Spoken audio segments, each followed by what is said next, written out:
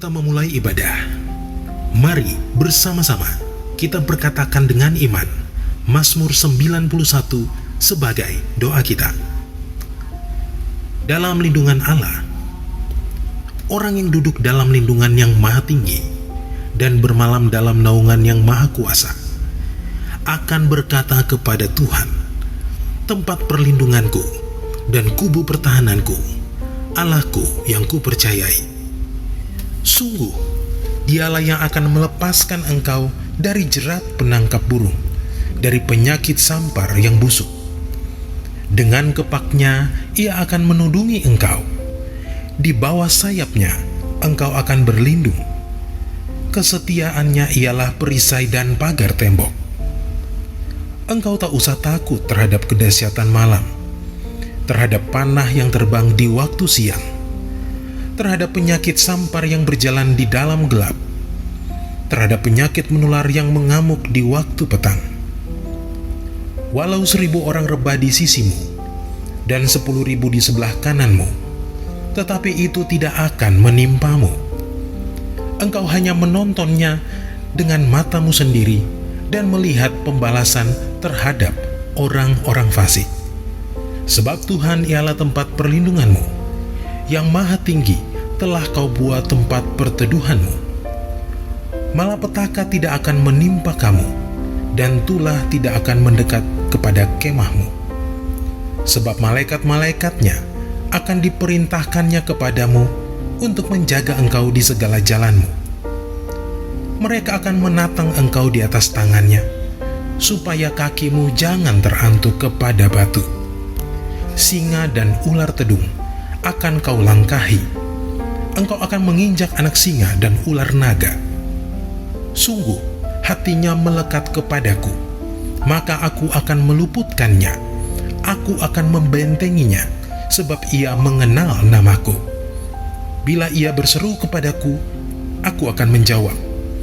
Aku akan menyertai dia dalam kesesakan. Aku akan meluputkannya dan memuliakannya. Dengan panjang umur akan kukenyangkan dia, dan akan kuperlihatkan kepadanya keselamatan daripadaku.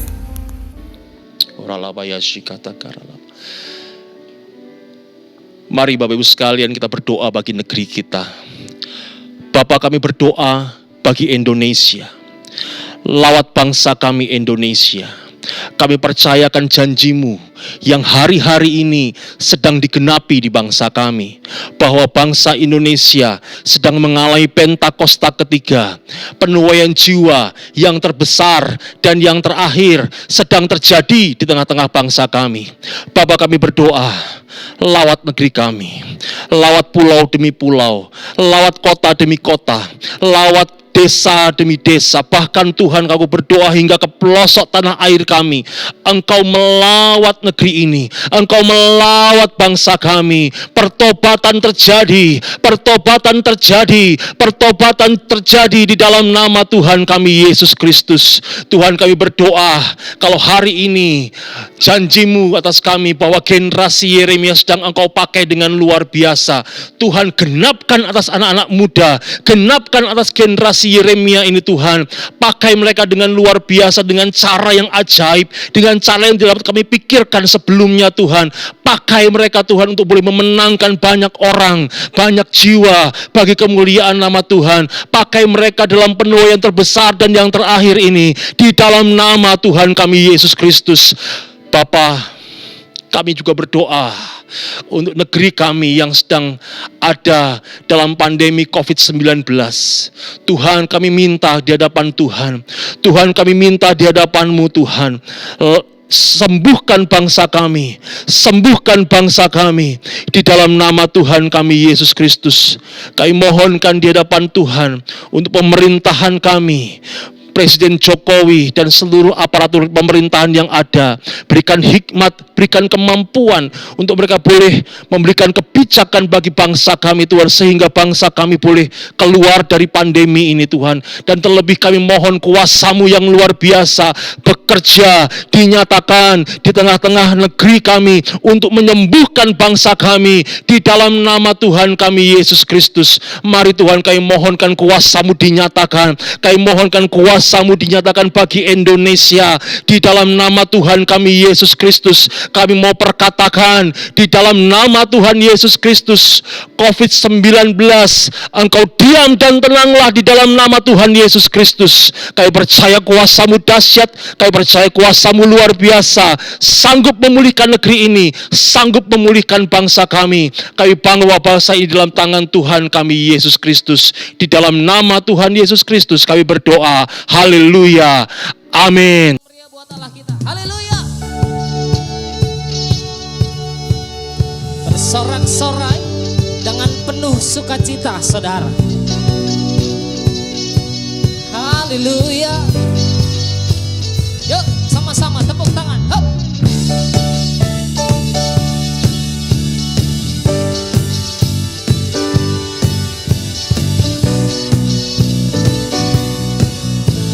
Yuk, siap-siap sama-sama katakan, kami datang.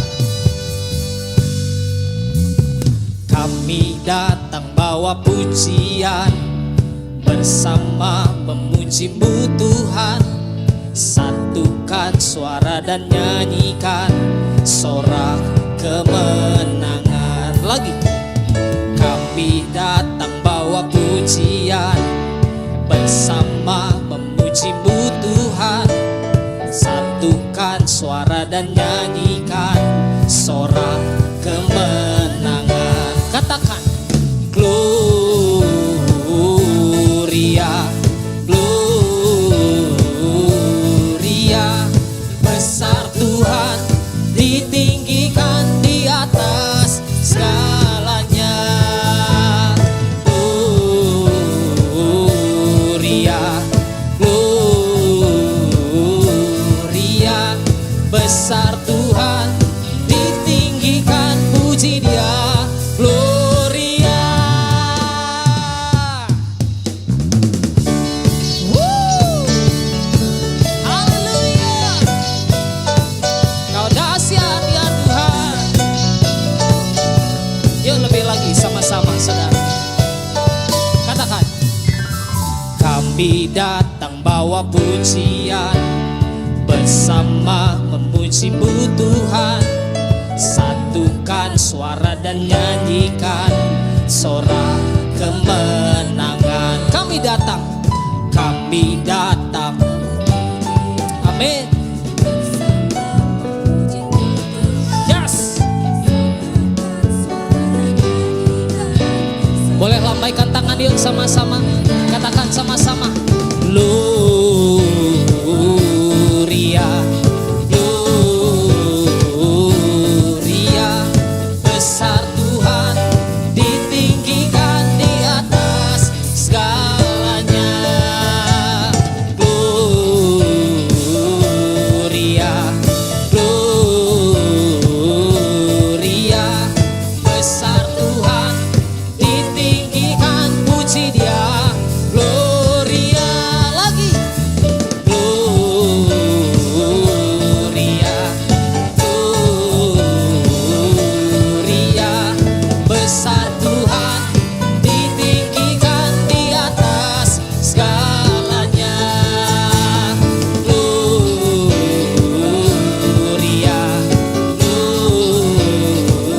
Gloria, besar Tuhan, ditinggikan, puji Dia.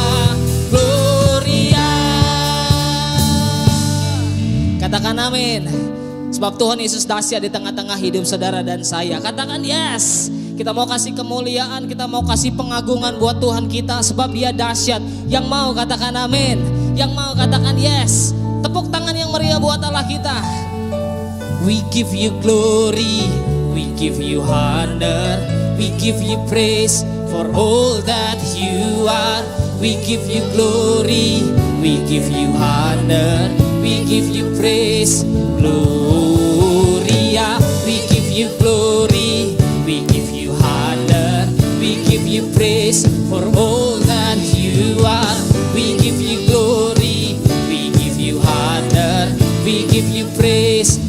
Sekali lagi, say, we give you glory, we give you honor, we give you praise for all that you are. We give you glory, we give you honor, we give you praise. Lambaikan tangan saudara. Gloria, Gloria, besar Tuhan, ditinggikan di atas segalanya. Gloria, Gloria, besar Tuhan, ditinggikan, puji Dia. Gloria, lagi.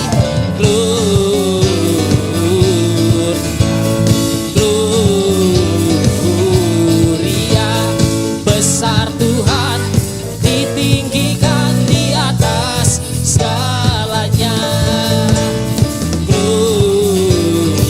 Gloria, Gloria, besar Tuhan, ditinggikan, puji Dia. Gloria. Tepuk tangan buat Allah kita. Katakan woo. Haleluya. Mari katakan sama-sama. 1, 2, 3. Gloria. Haleluya. Yesus dahsyat. Haleluya.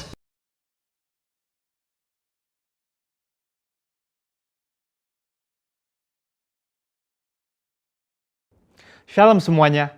Tema edisi Voice of Pentecost hari ini adalah berjalan di dalam roh, belajar dari Filipus.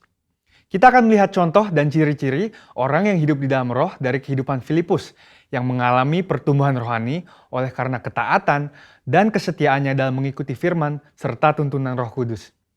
Ciri pertama orang yang hidup di dalam roh adalah mereka penuh dengan hikmat. Filipus adalah salah seorang diaken yang diangkat untuk pelayanan meja.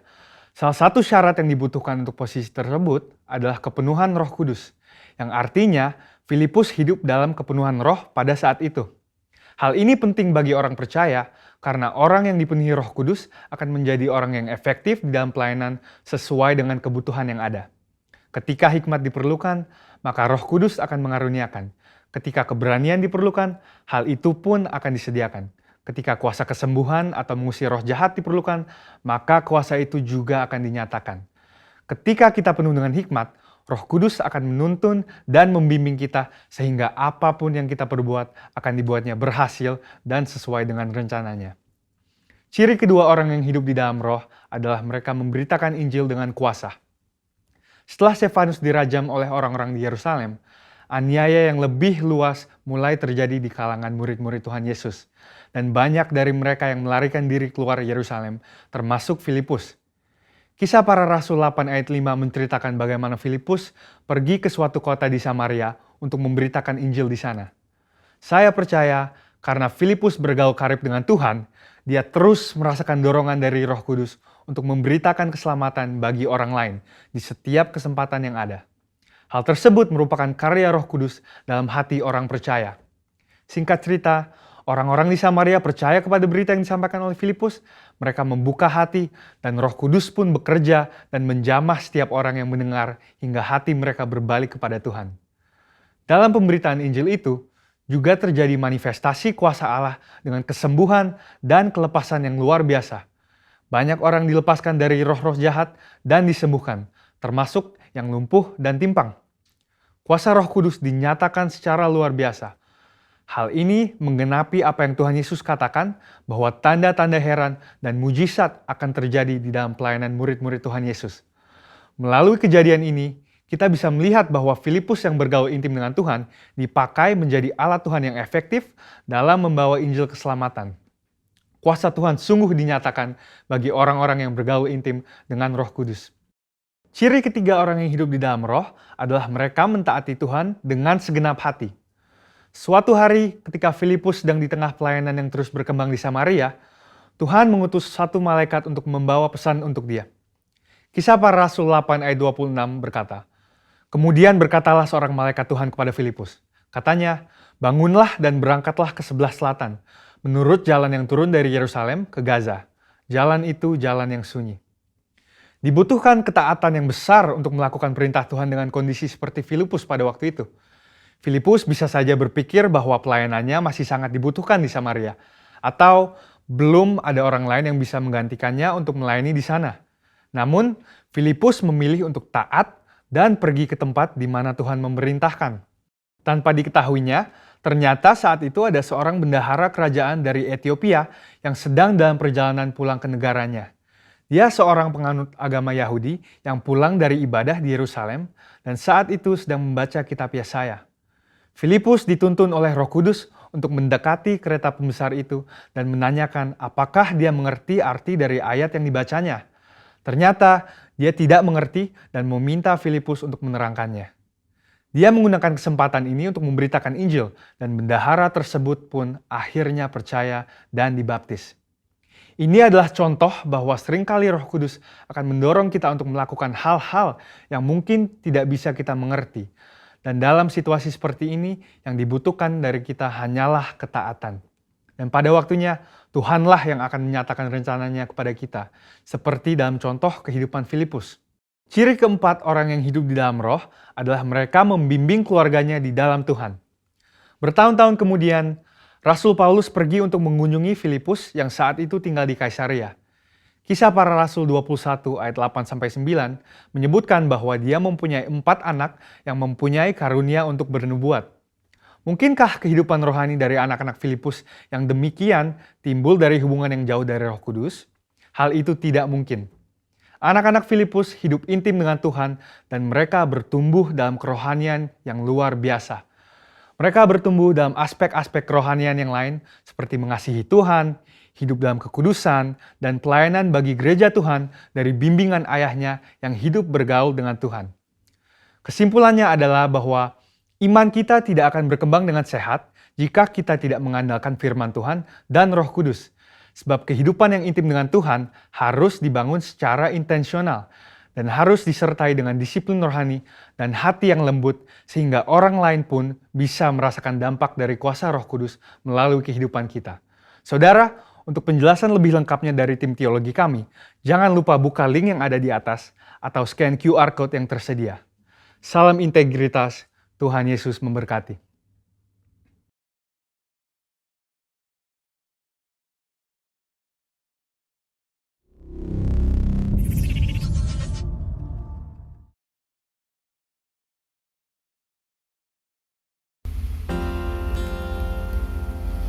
Sebelum lebih lagi kita masuk dalam pujian, penyembahan dan firman Tuhan, mari bersama-sama kita deklarasikan Pentakosta ketiga. Pentakosta ketiga adalah pencurahan Roh Kudus yang dahsyat di zaman now, melebihi yang terjadi di Azusa Street. Pentakosta ketiga akan mengakibatkan penuaian jiwa yang terbesar dan terakhir sebelum Tuhan Yesus datang kembali. Pentakosta ketiga akan membangkitkan generasi Yeremia, yaitu anak-anak muda yang dipenuhi Roh Kudus, cinta mati-matian kepada Tuhan Yesus, tidak kompromi terhadap dosa, dan akan bergerak untuk memenangkan jiwa. Pentakosta ketiga lahir di Indonesia, yang bergerak ke bangsa-bangsa. Gerakan ini dari timur ke barat dan akan kembali ke Yerusalem. Pentakosta ketiga akan memberikan kuasa untuk menyelesaikan amanat agung, dan setelah itu Tuhan Yesus datang kembali. Mari tundukkan kepala kita bersama-sama Bapak Ibu Saudara. Teduhkan hati kita di hadapan Tuhan. Mari berdoa bersama-sama. Kami bersyukur ya Tuhan untuk segala kebaikan-Mu, penyertaan-Mu dalam hidup kami. Mulai dari awal tahun ini Tuhan sampai hari ini. Tuhan, kami percaya Engkau tidak pernah meninggalkan kami. Engkau pribadi yang senantiasa hadir dalam hidup kami, menopang, menjagai, menyertai kami semua, bahkan memberkati hidup setiap kami. Tuhan, hari ini kami mau berkata kepadamu, terima kasih banyak Tuhan. Terima kasih banyak karena kami tahu kami punya Allah yang besar. Kami punya Allah yang sanggup melakukan banyak perkara yang dahsyat di hidup setiap kami. Hari ini kami mau datang kepadamu, membawa hati kami, hidup kami, pikiran kami, semua yang kami punya ya Tuhan. Biar semua menyenangkan hatimu, semua kami berikan kepadamu. Karena kami tahu tidak ada yang lain di dalam setiap kehidupan kami yang lebih penting daripada Engkau dalam kami Tuhan. Kami berdoa hadir di tengah-tengah kami, jamah hidup kami, lawat kami hari ini, pulihkan, sembuhkan, bebaskan kami Tuhan. Bangkitkan kembali hidup setiap kami Tuhan. Karena kami percaya Engkau hadir buat kami. Haleluya.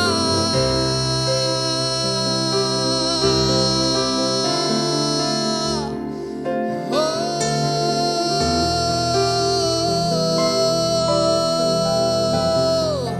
terima kasih Tuhan. Terima kasih, kami memujimu. Ikandara la balala balala balala balala balala balala balala balala balala balala balala balala balala balala balala balala balala balala inara namaya nara lamo ya nara lamaya syandara la balala balala balala balala balala balala balala kasih-Mu melimpah buat kami Tuhan. Terima kasih, terima kasih, terima kasih. Kami mau datang kepadamu meninggikan Engkau Tuhan hari ini. Ini hidup kami. Yesus Engkau baik. Terima kasih Tuhan, terima kasih. Mari angkat tangan saudara, katakan pujian ini sama-sama. Panggil Dia. Engkau baik Tuhan. Terima kasih Bapa. Haleluya. Mulia, mulia bagi anak domba. Mulia, mulia bagi anak domba, sebab Engkau mulia dan layak dipuji, yang duduk di tahta dan yang akan memerintah selamanya atas semua yang di bumi. Tangan sama-sama lebih lagi. Mulia, mulia bagi anak domba.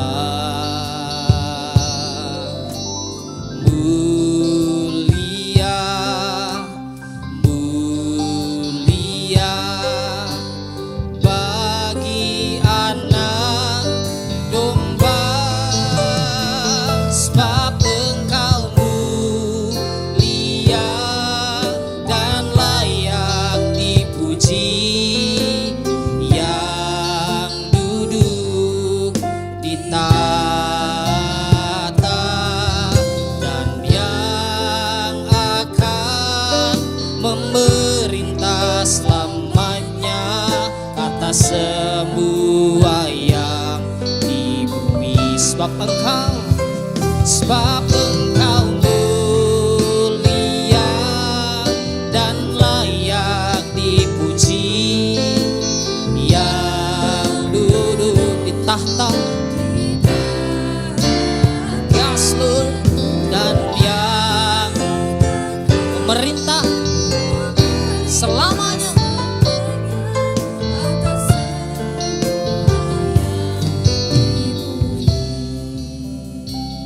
Sekali lagi dari awal sama-sama katakan mulia.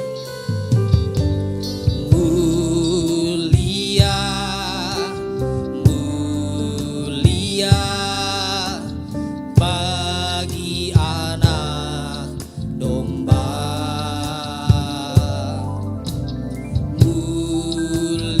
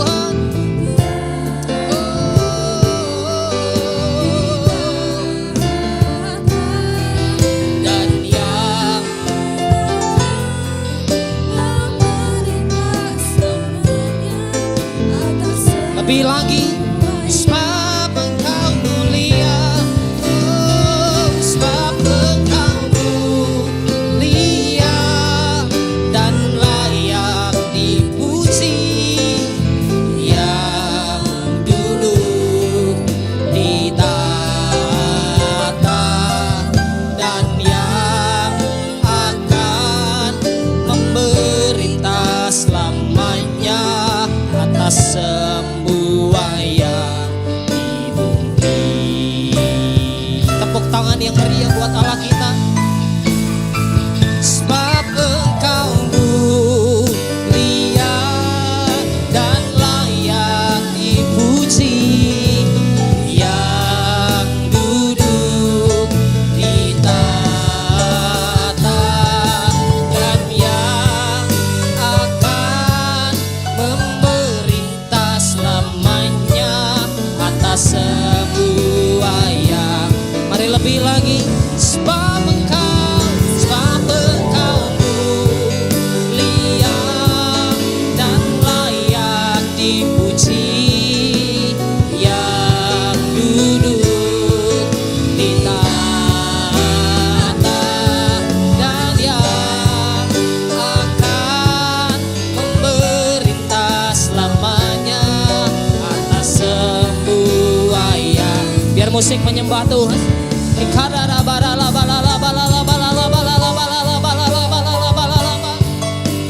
Engkau mulia ya Tuhan, kami percaya padamu, kami kagum akan Engkau ya Tuhan.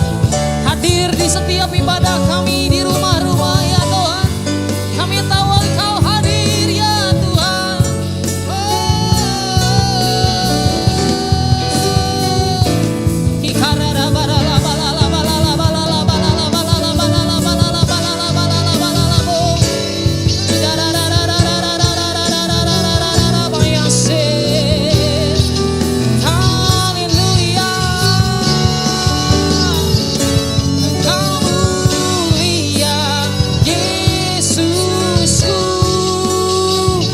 Bersama-sama sekali lagi katakan dengan iman, angkat dua tangan saudara, katakan sebab Engkau mulia dan layak dipuji, yang duduk di tahta dan yang akan memerintah selamanya atas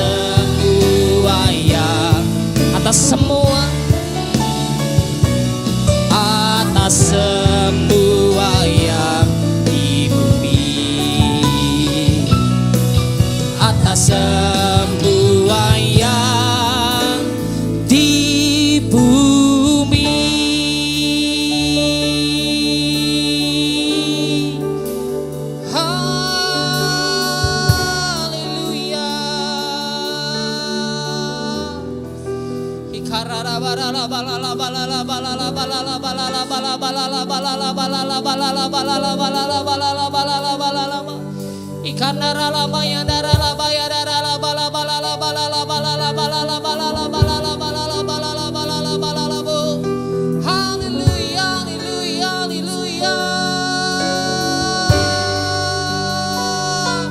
Yesus,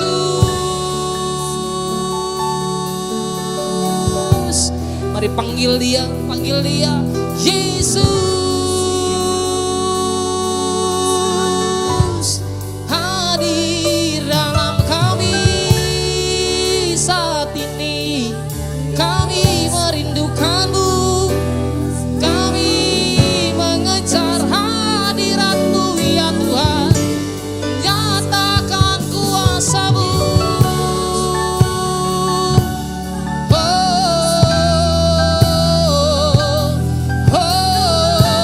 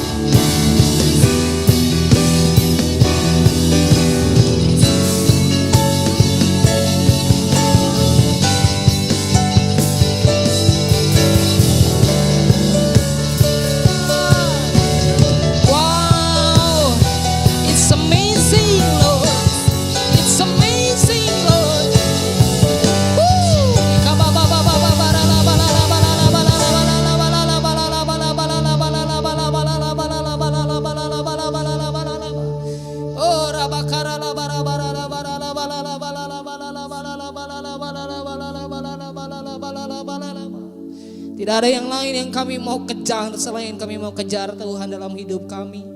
Karena kami tahu Tuhan Engkau yang pegang kendali setiap kehidupan kami. Tuhan, hari ini kami berdoa, kami berterima kasih, kami bersyukur kalau kami boleh merasakan Engkau hadir dalam hidup kami. Kami boleh merasakan Engkau hadir di rumah kami. Kami boleh merasakan Engkau hadir di perjalanan kami. Kami boleh merasakan Engkau hadir Tuhan dalam setiap pekerjaan hidup kami. Apapun yang kami lakukan. Tuhan, terima kasih. Terima kasih. Kami sayang padamu ya Tuhan. Kami sayang padamu. Kami cinta Engkau Tuhan. Jamah hidup kami. Biar hidup kami boleh terus berjalan di dalam setiap kehendak-Nya Tuhan. Terima kasih Engkau menyertai kami sepanjang tahun ini. Kami percaya kuasa-Mu nyata buat kami. Tuhan, sebentar kami ingin mendengar apa yang menjadi isi hati Tuhan. Melalui hamba-Mu yang Tuhan sudah pilih untuk menyampaikan apa yang jadi isi hatinya Tuhan. Maka biar Tuhan Engkau pakai hamba-Mu ini dengan luar biasa untuk menyampaikan kehendak-Mu buat setiap kami. Supaya kami berjalan dan kami menjadi kuat. Dan waktu kami berjalan bersama dengan Engkau, kami tahu kami akan berbuah. Dan buah itu tetap untuk hormat kemuliaan nama-Mu. Terima kasih banyak Tuhan. Terima kasih banyak. Berbicaralah, berfirmanlah, kami siap mendengar. Di dalam nama Tuhan Yesus Kristus kami berdoa dan mengucap syukur. Haleluya. Sama-sama katakan amin. Mari kita satukan hati kita, saudaraku. Kita akan dengarkan kebenaran firman Tuhan yang akan menguatkan dan memberkati kita semuanya. Mari kita berdoa. Bapa di sorga, Bapa yang kami kenal dan kami sembah di dalam nama Tuhan Yesus Kristus. Biarlah Tuhan pada saat ini kebenaran firman-Mu yang akan kami dengarkan. Memberkati, menegur, mengubahkan setiap hati kami. Meneguhkan, menguatkan kami Tuhan. Dan kami minta Tuhan pengurapan-Mu dari tempat Maha Tinggi turun bagi setiap kami. Setiap kami yang mendengarkan dan akan membawa dampak bukan hanya kepada hidup kami, tetapi terhadap orang-orang sekeliling kami Tuhan. Terima kasih. Biarlah Tuhan berbicara lewat kebenaran firman-Mu. Dalam nama Tuhan Yesus. Amin. Baik, salam saudara yang terkasih, salam Tuhan dimanapun saudara berada pada saat ini. Saya sangat yakin dan percaya bahwa Tuhan tidak pernah meninggalkan dimanapun dan apapun situasi saudara yang sedang saudara hadapi sekarang. Kasih Tuhan begitu berlimpah dalam kehidupan kita. Dan oleh karena Dia mengasihi kita, Dia tidak akan pernah sekalipun meninggalkan saudara dan saya.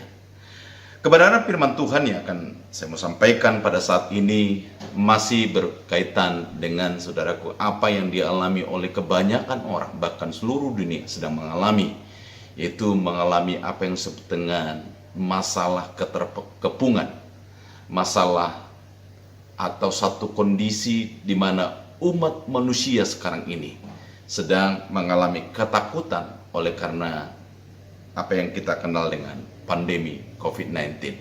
Tapi saya sangat percaya saudaraku, waktu-waktu yang kita lewati dengan Tuhan, waktu-waktu yang kita harapkan dalam Tuhan, pasti akan mendatangkan sesuatu yang sangat berbeda. Bukan seperti yang dialami dan dipikirkan oleh dunia ini. Sebab di dalam Tuhan ada pengharapan yang begitu hebat dan ajaib. Kenapa demikian? Karena apa yang Tuhan maksudkan itulah yang akan terjadi. Rancangan Tuhan itulah yang akan terjadi. Sebab segala sesuatu di dunia ini dibawa kontrol daripada Tuhan. Mari saudaraku, kita akan baca kebenaran firman Tuhan dari Yesaya 36 ayat yang pertama sampai dengan ayat yang ke-12. Yesaya 36 ayat yang pertama sampai dengan yang ke-12. Yerusalem dikepung ala Sanherib. Maka dalam tahun ke-14 zaman Raja Hizkia, majulah Sanherib Raja Asyur menyerang segala kota berkubu negeri Yehuda, lalu merebutnya. Raja Asyur mengutus juru minuman agung dari Lakis ke Yerusalem kepada Raja Hizkia disertai suatu tentara besar. Ia mengambil tempat dekat saluran kolam atas di jalan raya pada padang tukang penatu.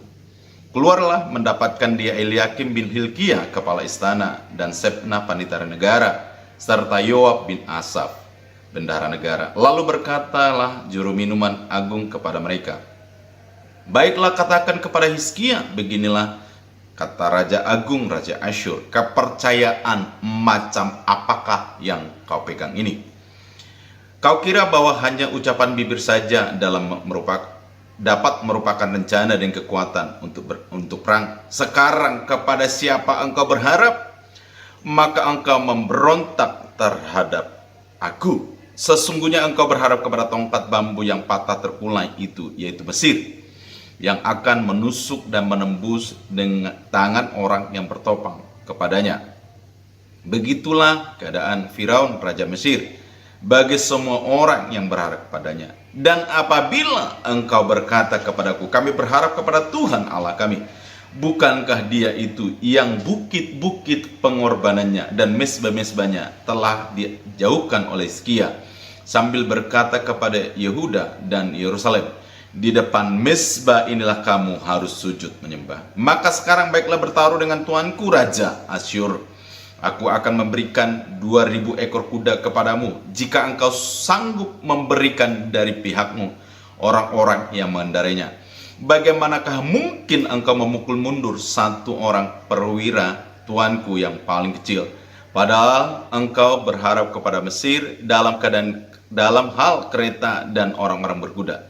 Sekarang pun, adakah di luar kehendak Tuhan aku maju melawan negeri ini untuk memusnahkannya?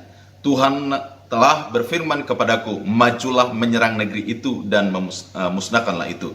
Lalu berkatalah Eliakim, Sebna dan Yoah kepada juru minum agung, celakalah berbicara dalam bahasa Aram kepada hamba-hambamu ini, sebab kami mengerti, tetapi janganlah berbicara dengan kami dalam bahasa Yehuda sambil didengar oleh rakyat yang ada di atas tembok.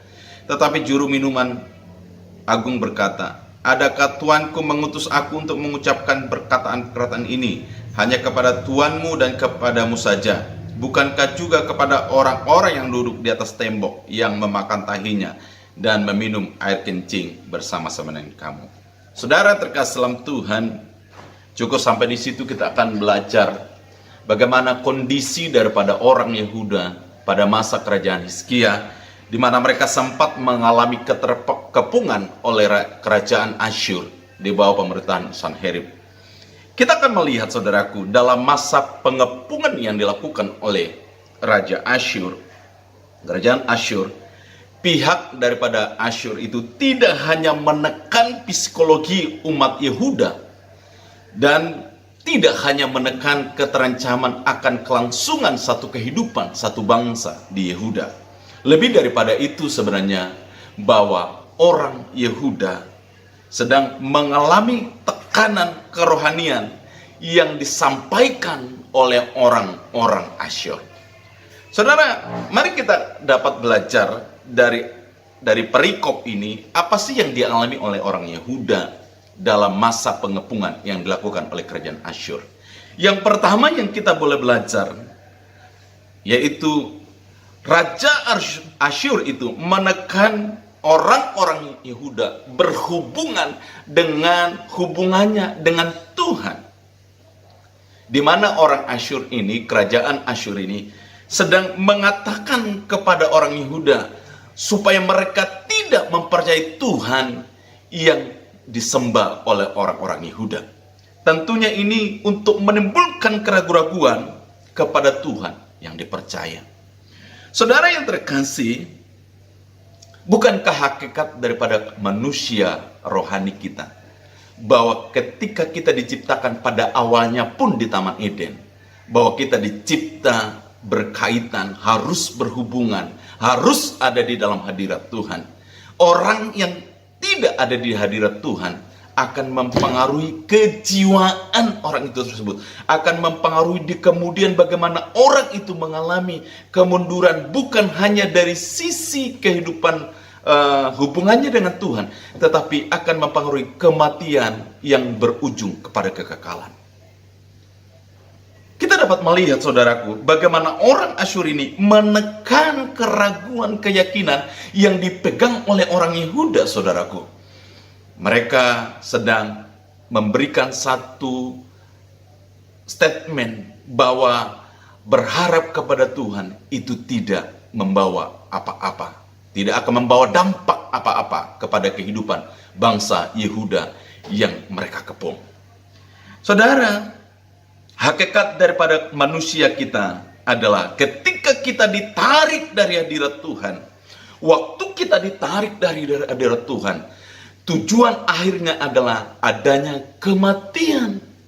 Kematian apa? Kematian dari sisi kerohanian. Jika rohani seseorang mati, maka pengharapan orang itu pun akan mati. Saudara, kata semangat di dalam bahasa Indonesia itu cuma kita mengenal namanya semangat gitu. Tetapi sebenarnya kita mengenal dua kata yang diartikan menjadi semangat. Yang pertama adalah excited dan yang kedua adalah antusias gitu. Antusias.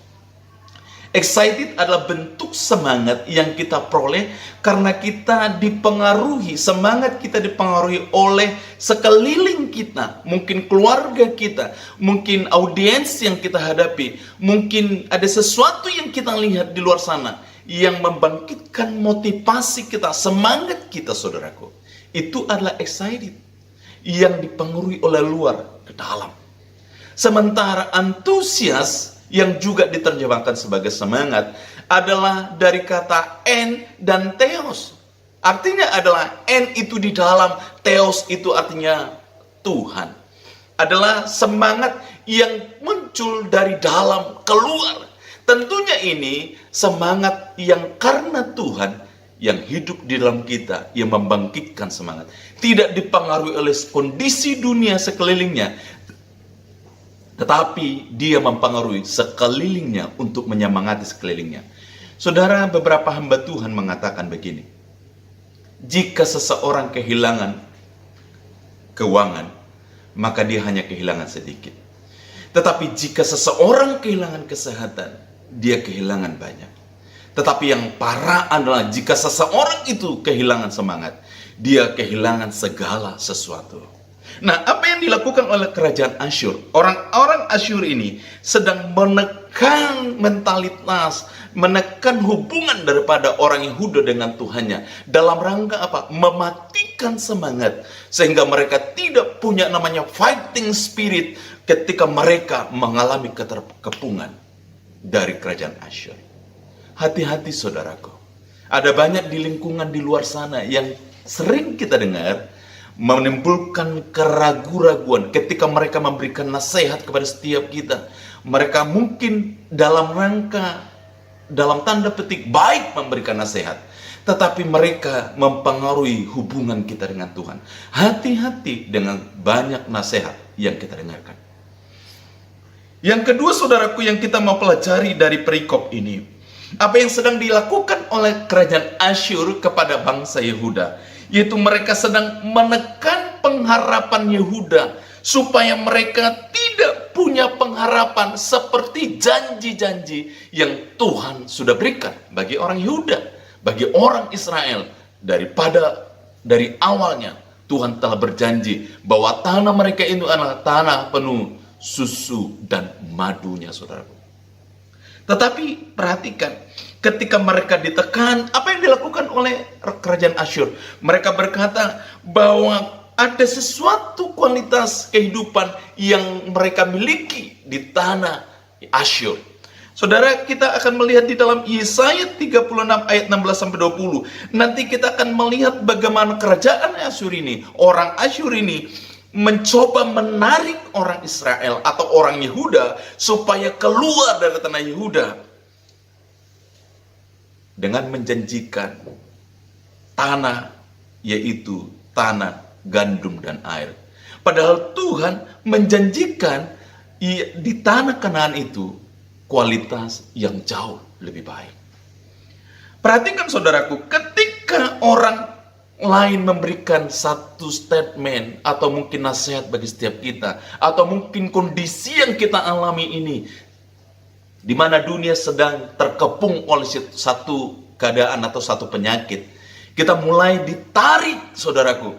Ada penawaran-penawaran yang sebenarnya standar yang ditawarkan oleh dunia ini, bahkan mungkin orang-orang yang menasihati kita, standarnya itu kualitas keberadaannya di bawah daripada standar firman Tuhan.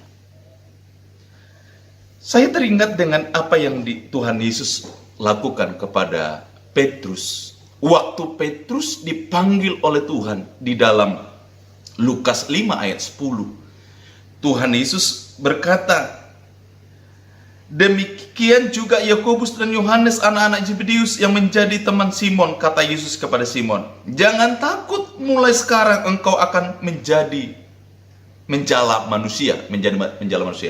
Yang awalnya Petrus dan teman-temannya adalah penjala ikan. Ketika mereka berjumpa sama Tuhan, ketemu sama Tuhan Yesus, mereka tidak lagi berurusan dengan menangkap atau menjala ikan, tetapi dinaikkan levelnya oleh Tuhan karena perjumpaan dengan Tuhan, yaitu menjadi penjala manusia. Di dalam Tuhan, kehidupan kita seharusnya mengalami kenaikan level. Mari kita memperhatikan, saudaraku, bagaimana kita bisa keluar dari persoalan ketika kita mengalami tekanan. Apa yang harus kita pikirkan? Apa yang harus kita lakukan? Bagaimana supaya kita tidak mengalami keraguan-raguan tentang pertolongan Tuhan di masa-masa pandemi sekarang ini? Bagaimana kita tidak mengalami penurunan kualitas rohani di masa-masa sekarang ini? Yang pertama adalah, kalau keadaan tekanan sedang engkau alami, mengadu sama Tuhan. Ngadunya cuma sama Tuhan.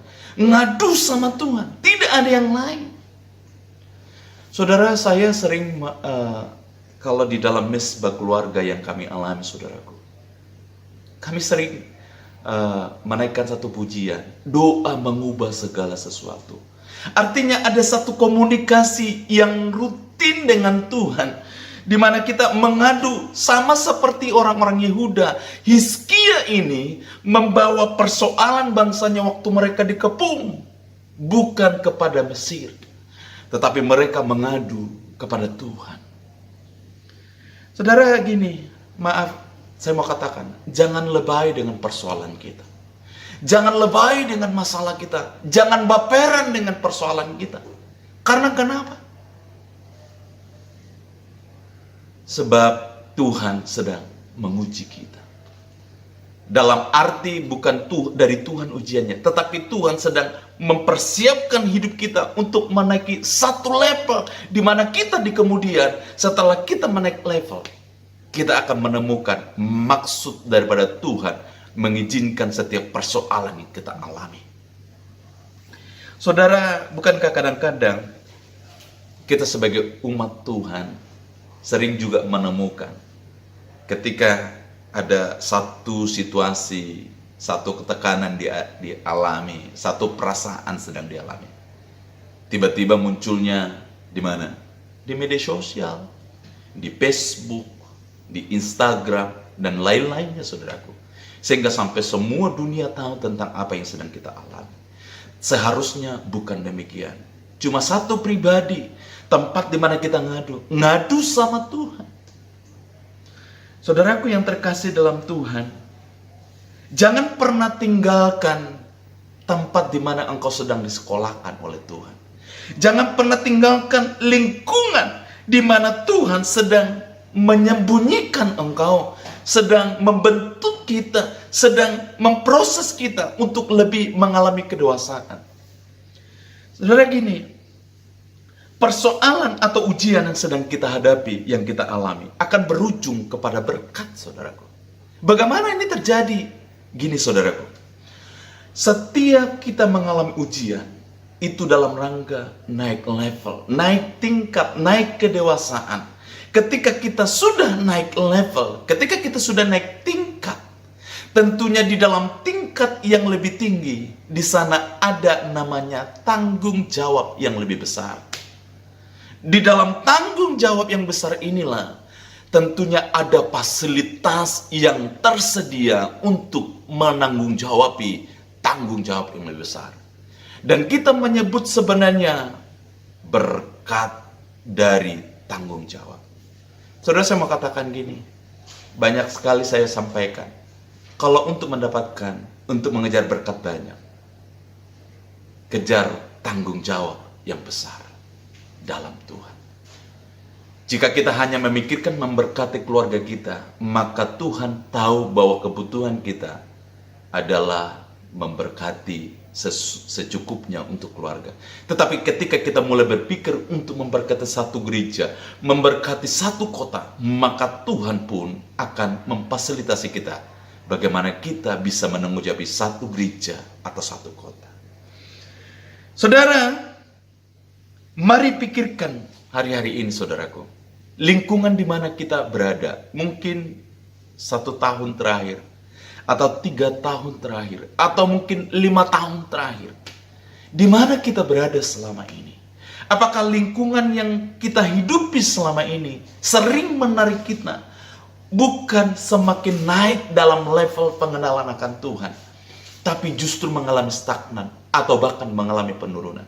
Maka katakan bagi setiap kita, ayo come on, balik sama Tuhan, kembali sama Tuhan, kembali kepada lingkungan di mana Tuhan sesungguhnya ingin menempatkan kita untuk menaikkan level kehidupan kita lebih baik dan lebih baik. Saudara, yang kedua, bagaimana kita supaya tidak mengalami kemunduran dan keraguan-raguan dari Tuhan. Yang kedua adalah kita mesti baca firman Tuhan dan menghidupi apa yang kita baca, saudaraku. Saudara, gini, satu pohon itu kuat tentunya karena dia berakar kuat ke bawah. Firman Tuhan berkata begini, dari manakah pertumbuhan iman seseorang? Dari mendengarkan firman Kristus, saudaraku. Saudara, terlebih anak-anak muda gini, saya mau sampaikan bagi setiap anak-anak muda. Banyak pengajaran yang kita dapat lewat media sosial. Banyak mungkin khotbah yang kita dengarkan. Yes. Tapi alangkah prihatinnya kita bahwa apa yang didengarkan itu hanya berhenti kepada pengetahuan semata. Tidak berlanjut kepada gaya hidup dari apa yang ditahu, apa yang sudah didengar dari firman Tuhan. Hari-hari ini, saudaraku, mari baca firman Tuhan dan menghidupi firman Tuhan. Kenapa kita harus menghidupi firman Tuhan? Sebab dalam firman Tuhan ada janji, dalam firman Tuhan ada kekuatan, di dalam firman Tuhan ada pengharapan. Saya punya satu statement, satu quote sebenarnya. Gini, saudaraku, jika kita mengalami kehidupan di luar daripada janji Tuhan yang disampaikan kepada setiap kita, kita berhak untuk berjuang, kita berhak untuk memperoleh seperti firman Tuhan sampaikan. Dan sebenarnya kalau kita hidup di luar daripada janji Tuhan, ini waktunya kita kembali lagi kepada memegang kepercayaan kita kepada Tuhan. Sebab orang Kristen sesungguhnya harus hidup dalam berkat firman Tuhan. Saudara yang terkasih dalam Tuhan, dua hal ini, jika terjadi pengepungan terhadap hidupmu, pengepungan oleh karena tekanan, mungkin engkau sedang mulai mengalami keraguan-raguan, mungkin engkau sedang ditarik dari hadirat Tuhan, hati-hati. Kematian itu sedang mengintip hidupmu. Supaya itu tidak terjadi, secara sederhana, secara singkat, apa yang harus kita lakukan? Yang kita lakukan adalah, ayo banyak ngomong sama Tuhan, banyak komunikasi sama Tuhan, banyak doa, banyak memuji menyembah Tuhan, sampai hasrat hati kita kembali dipulihkan oleh Tuhan. Keintiman kita kembali terhubung dengan Tuhan. Yang kedua tadi, ketika kita baca firman Tuhan dan kita menghidupi firman Tuhan, apa yang Tuhan sampaikan, apa yang Tuhan janjikan, itu menjadi bagian kita. Tuhan Yesus memberkati kita. Tuhan, terima kasih buat berkat-Mu, terima kasih buat janji-janji-Mu, terima kasih buat firman-Mu yang boleh kami dengarkan pada saat ini. Sungguh sesuatu yang luar biasa ketika kami mengalami keterkepungan dengan kondisi sekarang. Kami diajarkan supaya kami banyak mengadu sama Tuhan. kami kembali sama Tuhan, membangun kembali hubungan dengan Tuhan, dan kami baca dan mengudupi firman Tuhan. Terima kasih buat semua berkat-Mu, kebenaran firman yang Kau berikan ke setiap kami. Dalam nama Tuhan Yesus, kami berdoa bersyukur kepada-Mu. Saudara kasih dalam Tuhan, angkat kedua belah tangan-Mu, pulanglah dan kembalilah kepada kehidupan-Mu. Kekasih-kekasih Tuhan, biji mata Allah, pulanglah dengan membawa berkat damai sejahtera yang berlimpah-limpah dari Bapa Sorgawi di dalam Putra yang tunggal Tuhan Yesus dan persekutuan yang manis dengan Roh Kudus, menyertai saudara mulai saat ini sampai Maranatha, bahkan sampai selama-lamanya. Tuhan Yesus memberkati kita semuanya. Amin. Tuhan Yesus memberkati. Selamat hari Minggu. God bless you.